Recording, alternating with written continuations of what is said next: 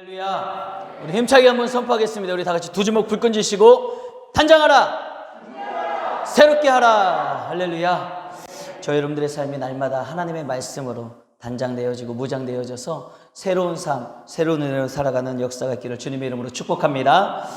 우리는 계속해서 이제 하나님께서 에스겔에게 보여주신 그 환상에 대해서 이제 3주째 말씀을 나누고 있습니다. 에스겔이 포로로 잡혀가 5년이라는 시간이 지나도록 하나님은 침묵 속에서 그 25살의 청년 에스겔은 참으로 암울한 시간을 보냈습니다. 여러분들도 신앙생활 하시면서 경험해 보셨을 거예요. 여러분들이 어려움을 만났을 때, 힘든 문제를 만났을 때 하나님 앞에 엎드려 기도하지만 하나님이 응답하시지 않을 때, 침묵하실 때 여러분 얼마나 답답합니까? 얼마나 그 시간을 견디기가 힘들고 어렵습니까? 지금 에스겔이 5년이라는 시간을 그렇게 보내는 거예요.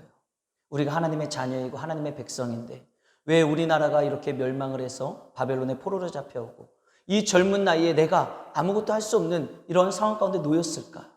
그런데 하나님은 침묵하시고 말씀하지 아니하시고 어떤 행동도 보여주시지 아니하는 그 5년이라는 시간이 지날 때 여러분 에스겔이 얼마나 암울하고 우울하고 힘들었겠습니까? 그러나 여러분 에스겔이 나이가 30살이 되었을 때 30살이 언제예요?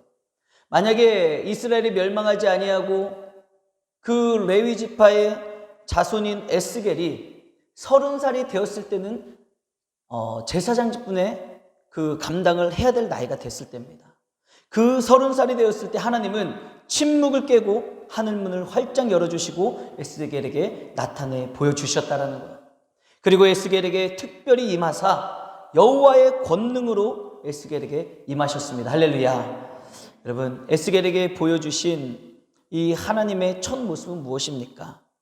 폭풍과 구름 속에서 불이 번쩍번쩍하는 단새와 같은 모습으로 아주 강인한 심판자의 모습으로 먼저 나타내 보여주셨다라는 거예요. 이어서 내 생물을 보여주심으로써 그 내 생물이 뭐예요? 천군 천사였잖아요. 그 강인한 천사들을 호령하시고 그 천사들을 부리시는 전능하신 하나님의 위엄을 나타내 보여주셨다는 거예요. 여러분 잊지 마십시오. 때가 되면, 때가 차면 하나님께서 그 침묵을 깨시고 반드시 하나님의 운행하심과 하나님의 인자하심과 역사하심으로 우리를 만나주실 줄로 믿습니다. 이게 우리가 지난 2주 동안 나눈 말씀의 요약이죠. 이제 그 말씀을 계속해서 오늘 이어서 본문을 보면 그 내 생물의 곁에 있는 수레바퀴가 등장을 합니다. 본문 17절과 18절을 보면 오늘 등장하는 그 수레바퀴의 특징을 알 수가 있는데 그 특징이 뭐냐? 우리 먼저 본문 17절 말씀을 함께 읽겠습니다. 시작. 할렐루야. 갈 때에는 사방으로 향한 대로 돌이키지 아니하고 가며. 즉 이 수레바퀴의 첫 번째 특징은 무엇입니까? 좌우 사방으로 마음껏 굴러다닐 수 있는 바퀴라는 거예요. 제한되지가 않았습니다. 그래서 어느 곳에도 제한을 받지 않고 어디든지 갈 수 있는 바퀴라는 거죠. 하나님께서 보내신 내 생물, 즉 천사들이 이 바퀴와 지금 연결되어서 그 어떠한 제한도 받지 않고 어디든지 갈 수 있다는 것. 여러분 이게 무엇을 의미하겠습니까? 하나님의 성품 중에 하나인 바로 무소부재성. 이 하나님의 무소부재성을 나타내고 있는 것입니다. 무소부재성이 뭐냐? 즉 하나님은 언제나 어디에서나 존재하신다라는 거예요. 그래서 그분의 섭리와 그분의 손길이 여러분 안 미치는 곳이 이 세상 가운데는 없다라는 것입니다. 마치 오늘 본문에 등장하는 이 수레바퀴가 좌우 사방으로 어디든지 굴러갈 수 있듯이 하나님은 어느 곳에다 계시며 언제든지 운행하심으로 말미암아 섭리하심으로 말미암아 이 세상의 모든 곳에 하나님의 은혜와 하나님의 영향력이 안 미치는 곳이 없다라는 거예요. 사랑하는 성도 여러분, 그 하나님께서 살아계신 하나님이신 줄 믿으시길 바랍니다. 그분의 손길과 여러분 그분의 섭리하심이 여러분들이 어느 곳에 있든지 여러분들이 이 세상에서 살아가는 삶 가운데 어떠한 환경과 상황에 놓여 있든지 반드시 찾아와 주시고 만나 주시고 여러분들을 향해 일하시는 놀라운 은혜가 있게 될 줄로 믿습니다. 우리는 그 믿음으로 살아가는 거예요. 오늘 수레바퀴의 첫 번째 특징, 어느 곳에든지 계시는 하나님, 어느 곳이든지 가시는 하나님, 내가 처해 있는 환경과 상황과 형편 가운데도 찾아오시는 하나님, 여러분 그 살아계신 하나님을 믿고 바라보는 우리 모두가 되기를 주님의 이름으로 축복합니다. 계속해서 18절을 보면 그 수레바퀴의 또 다른 특징 하나를 볼 수가 있습니다. 우리 본문 18절 말씀 함께 읽어보겠습니다. 시작. 그 둘레는 높고 눈이 가득하며. 여러분 한번 상상을 해보세요. 지금 커다란 높고 큰 수레바퀴가 있는 거예요. 그리고 그 수레바퀴에는 이제 그 천사가 연결되어 있는 것 아니겠습니까? 근데 그 수레바퀴에 어떤 모습이 있어요? 눈이 달렸는데, 수레바퀴에 막 눈이 달렸는데 하나도 둘도 아니고 눈으로 가득 찼대요. 수레바퀴에 눈으로 가득 찼대요.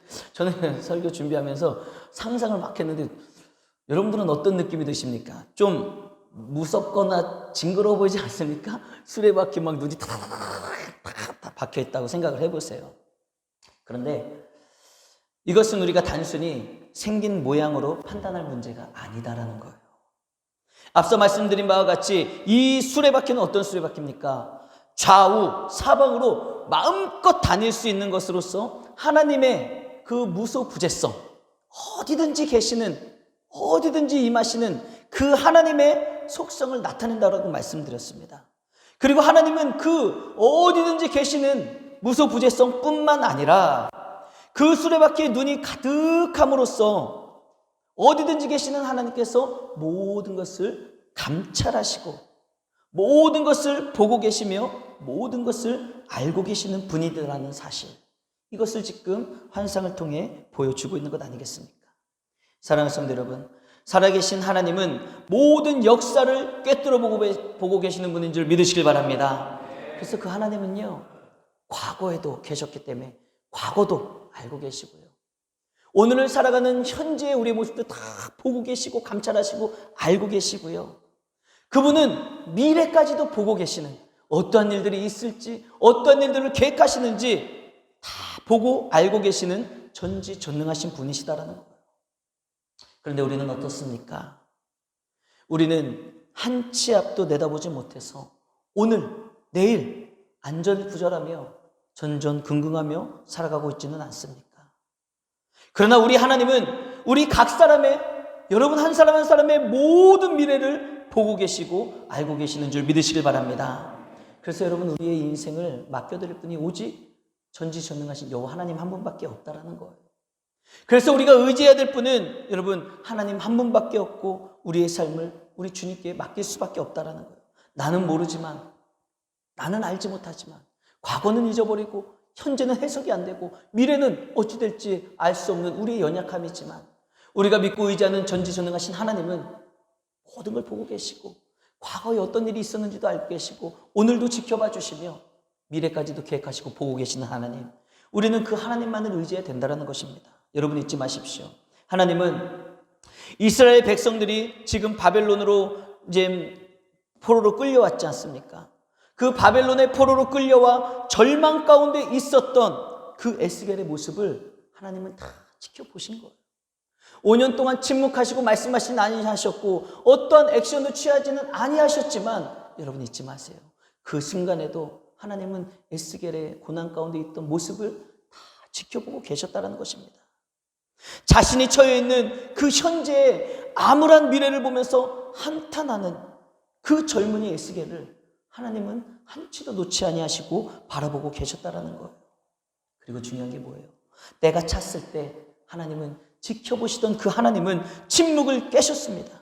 그리고 하늘문을 활짝 열어주셨고 에스겔에게 임하셨던 것처럼, 여러분 그분의 눈은 지금도 이곳을 향하고 있고 그분의 눈은 지금도 여러분들이 살아가는 삶의 현장을 바라보고 계심으로 말미암아 여러분들이 살아가는 삶의 현장 가운데 어떠한 어려움이 있는지, 어떠한 아픔이 있는지, 어떠한 고민이 있는지 다 보고 계시고 감찰하고 계시다라는 거예요. 그러나 하나님은 보고 계시는 것은 끝나지 않습니다. 여러분, 하나님은 때가 되면 때가 차면 반드시 우리에게 나타나시고 하늘문을 열어주시고 일하시는 하나님이신 줄로 믿습니다. 우리가 그 하나님이 있기 때문에 힘나는 것 아니겠어요? 계속해서 우리 본문을 보면 이제 전능자의 음성과 또 같으며 군대의 소리와도 같은 소리가 들리더니 이제 그 네 생물 즉 천사들이 멈춰서고 그 머리에 있는 그 궁창, 하늘이죠, 하늘이 활짝 열리면서 그 궁창에 보좌가 쫙 나타나는 거예요. 자, 우리 한번 그 말씀을 우리 한번 보도록 하겠습니다. 우리 다 같이 본문 26절 함께 읽겠습니다. 시작.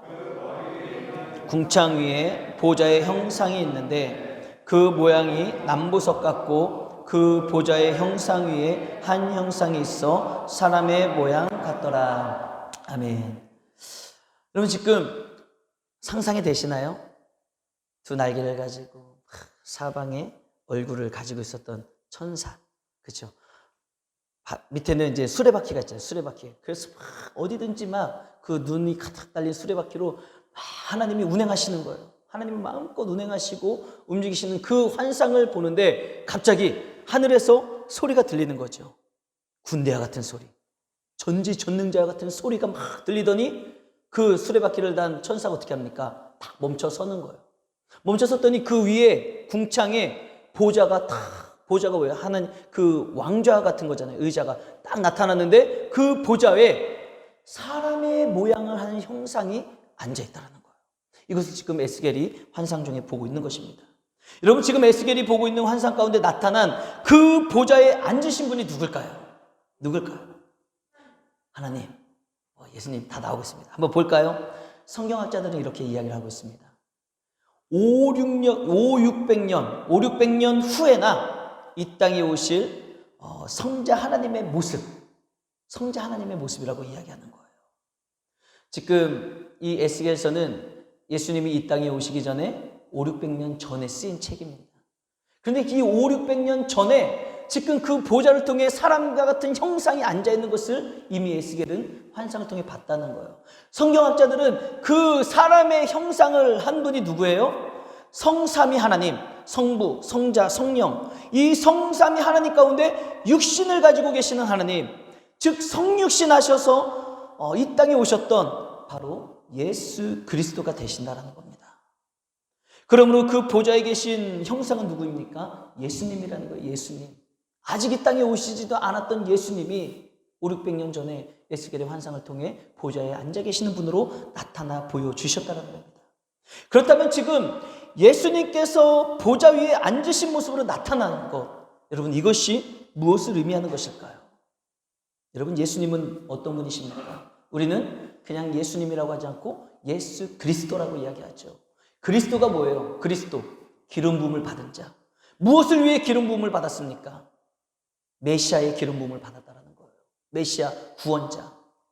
즉 예수님은 구원자로서 기름 부음을 받은 예수 그리스도가 되신다는 것입니다. 그러므로 우리는 예수님을 나의 주, 나의 하나님, 나의 구원자, 메시아라고 이야기를 하는 거예요. 구원자. 그러므로 지금 에스겔에게 보여주신 보좌에 계신 예수 그리스도의 형상은 무엇입니까?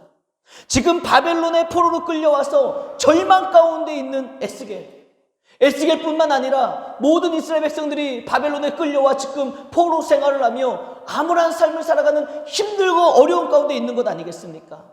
그와 같은 에스겔과 이스라엘 민족을 구원하시겠다라는 소망의 메시지가 된다라는 거예요. 본문 27절에서 28절을 보십시오. 우리의 구원자가 되시는 예수 그리스도께서 이제 보좌 위에 앉아 계시는데 그 구원자 되시는 예수님의 그 보좌에 앉아 계시는 모습이 어떻습니까? 그 허리 위에는요, 모양이 단쇠와 같아서 그 속과 주위가 불 같고, 단쇠가 불과 같은 기둥을 이야기하는 거거든요. 단쇠가 같아서 막 그 예수님의 형상을 보는데 그 속에는 주위가 불로 가득하고 허리 아래의 모양도 불 같아서 사방으로 막 다 광채가 나는 거예요. 여러분 생각해 보세요. 구원자로 보여주시는 예수 그리스도의 형상이 아주 강하고 담대한 그 당당한 위엄을 지금 보여주고 계시다는 겁니다. 우리의 구원자 되시는 예수 그리스도의 형상이 이렇게 강하신 분, 담대하신 분, 그 위풍당당한 모습 아니겠습니까? 뿐만 아니라 그 사방으로 퍼지는 광채의 모양은 어떻다고 이야기하고 있어요?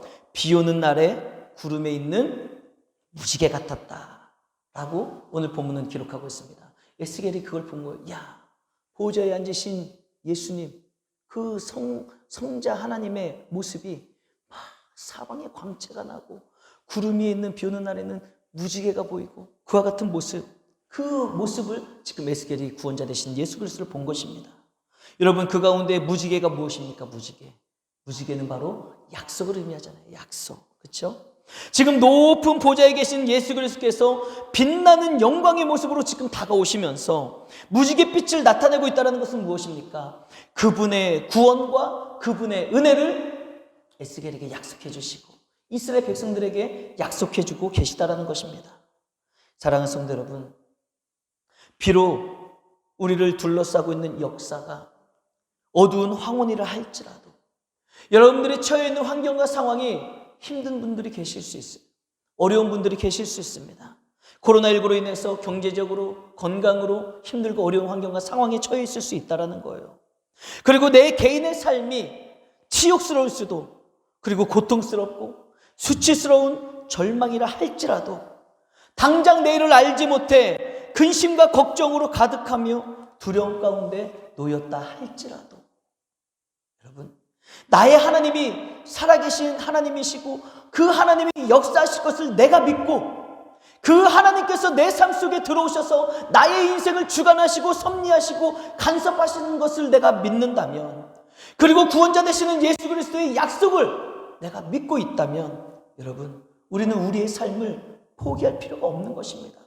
아무리 절망과 낙심 가운데 있다 할지라도 우리는 포기할 필요가 없는 거예요. 우리는 더 이상 우울함 가운데 살아갈 필요가 없다는 것입니다. 왜요? 아무리 내 주위를 둘러봐도 어둠으로 캄캄함으로 힘듦과 지침으로 살아가고 있다 할지라도 오늘 살펴봤던 말씀을 보십시오.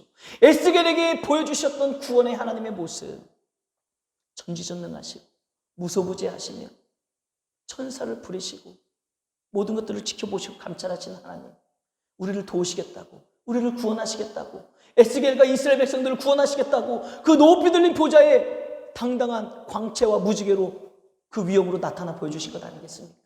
우리가 그 여호와 하나님을 믿는다면, 그 구원자 되시는 예수 그리스도를 믿는다면 여러분, 우리는 절망 가운데 빠졌다 할지라도 그 주님을 바라보며 다시 한번 벌떡 일어날 수 있는 힘을 얻게 될 줄로 믿습니다. 여러분, 힘내십시오. 옆에 분들과 인사 나누겠습니다. 힘내십시오. 힘내십시오. 여러분, 힘내십시오. 여호와의 구원의 약속을 믿는 자에게 그 구원의 은혜가 임하게 될 줄로 믿습니다. 여러분, 오늘 본문은 이렇게 마무리하고 있습니다. 우리 본문 28절 말씀 다 같이 한번 읽어보겠습니다. 시작. 비 오는 날 구름에 있는 무지개 같으니 이는 여호와의 영광의 형상의 모양이라. 내가 보고 엎드려 말씀하시는 이의 음성을 들으니라. 아멘. 할렐루야. 여러분, 오늘 본문 말씀은 이렇게 끝맺음을 하고 있어요. 하나님께서 하늘문을 여시고 보여주신 모든 환상을 본 에스겔이 어떻게 하고 있어요? 지금 보좌에 계시는 예수 그리스도 구원자 앞에 엎드리는 거예요. 그분 앞에 엎드려 그분이 하시는 말씀과 그분의 음성을 지금 듣는 것입니다. 사랑하는 성도 여러분, 우리가 이 땅 가운데 살아가는 삶 속에 취해야 할 자세가 바로 이것입니다. 나의 삶에 개입하셔서 섭리하시고 감찰하시며 구원을 약속해 주시는 주님을 내가 믿고 우리는 겸손히 그분 앞에 엎드려 그분을 경배하며 그분을 높여드려야 되는 거예요. 하나님이 나의 하나님이 되십니다. 무소부재하시고 전지전능하신 하나님을 내가 믿습니다. 그분 앞에 엎드려 경배드리고 그분을 높여드리고 어떻게 해야 돼요? 에스겔이 그분의 음성을, 말씀을 들었던 것처럼 주님이 나에게 뭐라고 말씀하시는지 여러분, 우리는 경청하여 듣고 믿음으로 받아야 된다는 것입니다. 주님께서 약속해 주셨잖아요. 내가 너와 함께하노라. 두려워 말라. 놀라지 말라. 내가 너의 하나님이니라. 할렐루야. 우리는 그 하나님의 음성을 듣고 믿음으로 받아야 될 줄로 믿습니다.